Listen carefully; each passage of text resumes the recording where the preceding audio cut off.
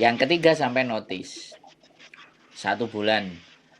Ngasihnya hari ini, bulan depannya sampean keluar.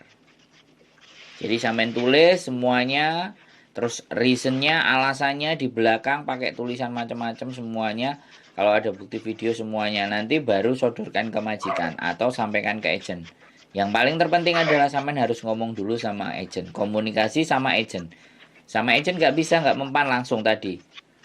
Hal pertama nyari bukti dan macam-macam terus lapor ke labor.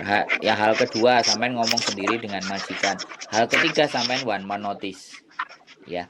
Jadi di sini semuanya pakai aturan. Tidak seperti di Taiwan, mau main kabur-kabur aja. Ini enggak. Sudah banyak anak-anak yang telepon ke saya ex Taiwan.